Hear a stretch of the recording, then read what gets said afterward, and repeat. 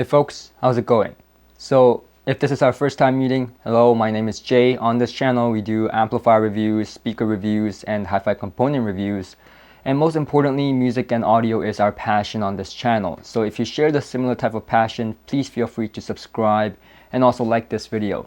If you do like the video, then it helps us a lot on this YouTube platform. So I thank you very much for it, and I hope to see you guys down in the comment section. Now, if this is not our first time meeting and you've been seeing me before, then thank you for coming back, thank you for being a subscriber, and thank you for being a supporter. It really means a lot to me. Now, today we're going to be looking at the Topping D90 DAC. And so this is a DAC that, let me show you. This is the Topping D90. And so this is the standard version at $699, and then they have the MQA version, which should have the MQA engraving here, if it's the MQA version.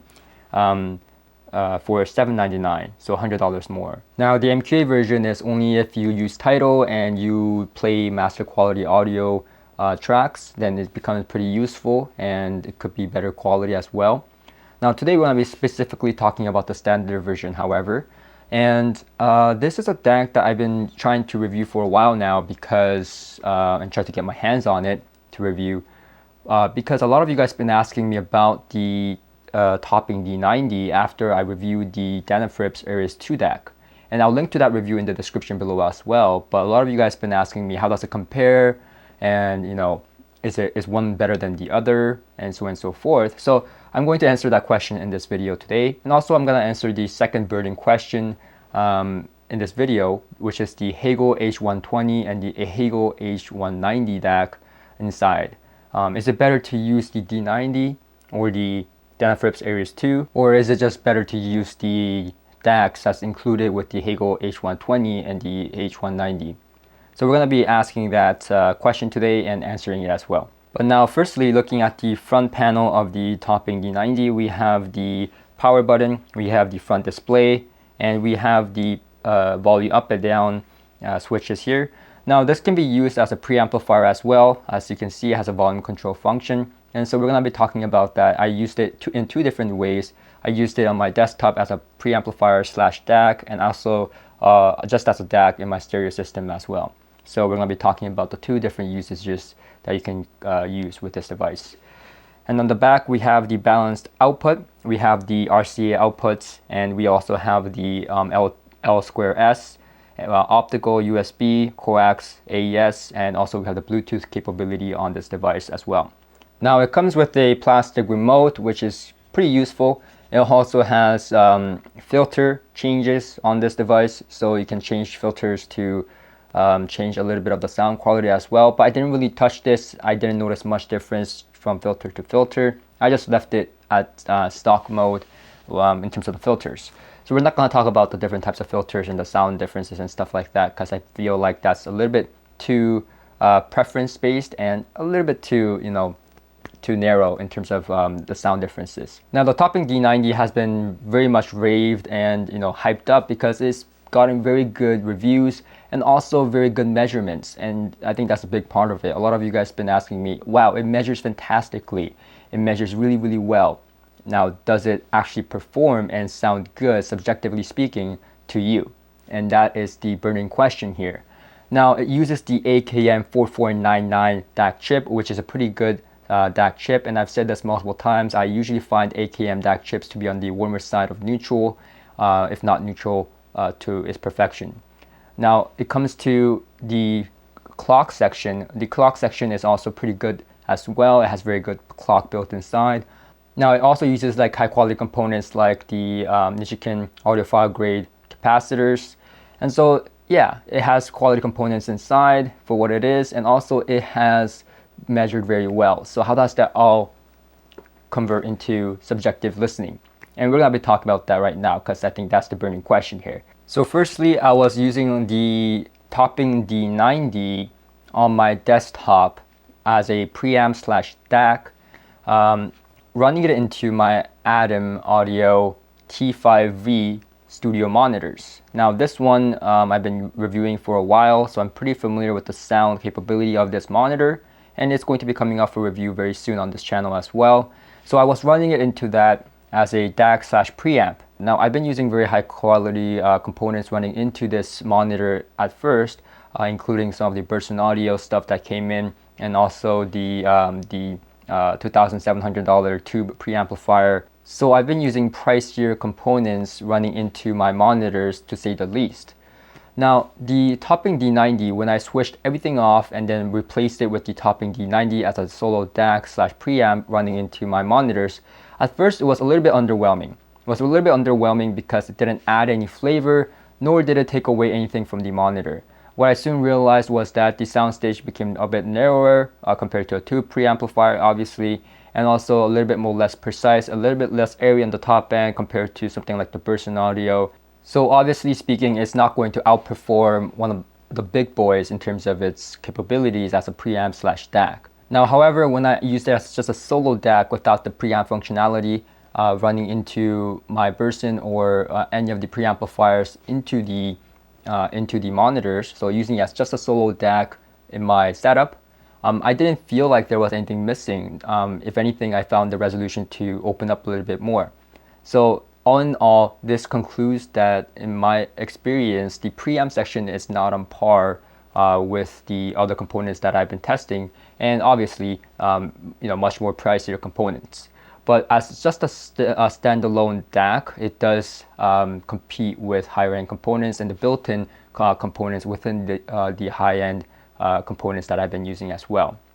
Now, moving on to the stereo setup. Now, with the stereo setup, I found the DAC to excel very much. Now, I didn't use the preamp capability in my stereo setup because that was a little bit underwhelming right off the bat. So I just used it as a solo DAC into my other components that I had, and I knew these components very well.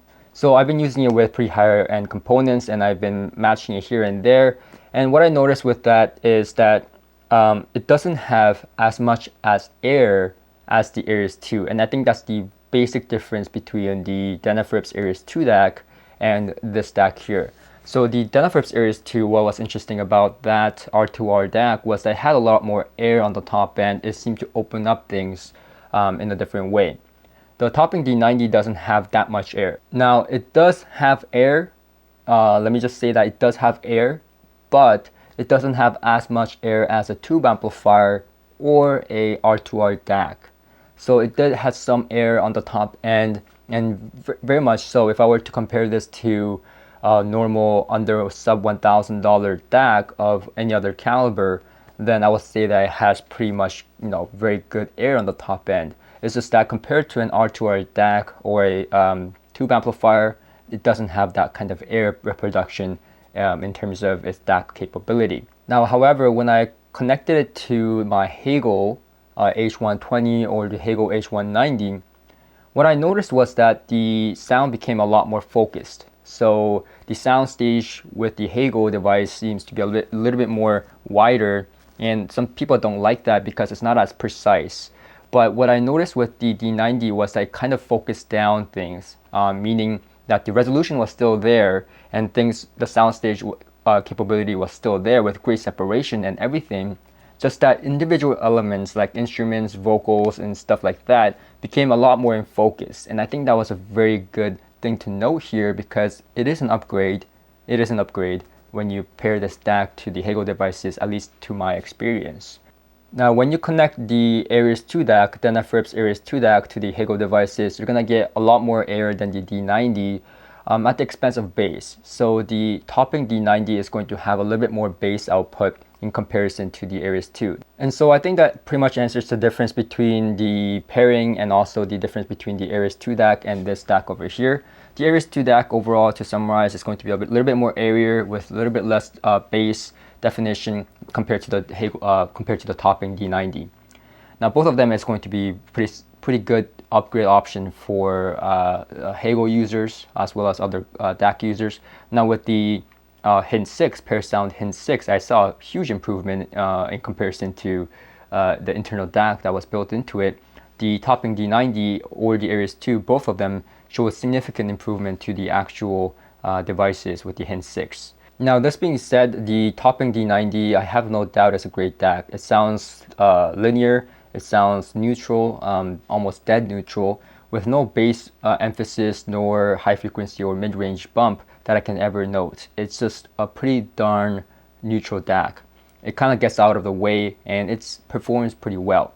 Now in terms of sound staging or imaging, I think the imaging and separation is very good on this DAC, but the sound staging, which is the part where the R2R DAC or the tube amplifiers really excel at and open things up, I think the sound staging is a little bit limited with this DAC. Now if you like focused sound and a little bit more intimate representation of things with great separation within that space, then the Topping D90 is a very good choice. But if you're someone who really likes tube airy kind of thing with a lot of air, then this might be not the total DAC to go to. Now with this being said, if I pair this DAC with a tube amplifier or a tube preamplifier, it does open things up a lot more. So you can match and mix and pair this DAC. This DAC doesn't really set in stone the sound staging to begin with. The other components that go into your system can have a huge impact on the sound staging capability. So this DAC is a good starting point. It measures well, it sounds dead neutral, it gets out of the way. Now, I do want to leave this review by noting that this is a very convenient DAC. Now, even though the preamp section may not compete with higher end components, the preamp section is perfectly fine for those that just want to start out and add a preamp later. The preamp section is like an option, like a coating on top, where you can actually use it to your monitors, your other sources, very much easily without adding a separate preamplifier if you're limited for budget. So I appreciate that they added the preamp section capability. Now another thing that I want to leave here is that the Bluetooth capability on this device is pretty darn good as well. I've used it, it's snappy, it works well. I believe it's limited to 24-bit 192, but still it's a very good DAC.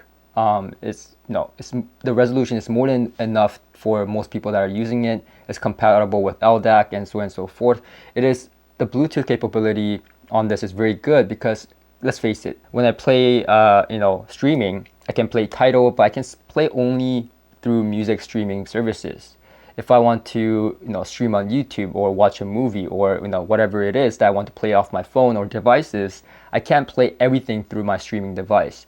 Bluetooth is entirely different because you can play YouTube, you can play whatever the heck you want into this DAC, and it will sound and improve the sound quality whether you play YouTube. Quite ironically, I know this is controversial, but I have to say honestly, if I play YouTube, if I play anything, Netflix, whatever it is, into this DAC using the Bluetooth capability, from time to time, I find it that the sound quality is better and more resolute. Now, it's not going to beat a streaming software or a dedicated streaming device, but by all means, if you don't want to, sacrifice playing YouTube or the convenience of streaming just everywhere using Bluetooth, then this is a perfect device to go with. So if you're someone that wants to play YouTube, play stuff that's out of the streaming capability, then this is a perfect device to do so, with even better sound quality. So thank you very much for watching, and I'll see you guys in the next one.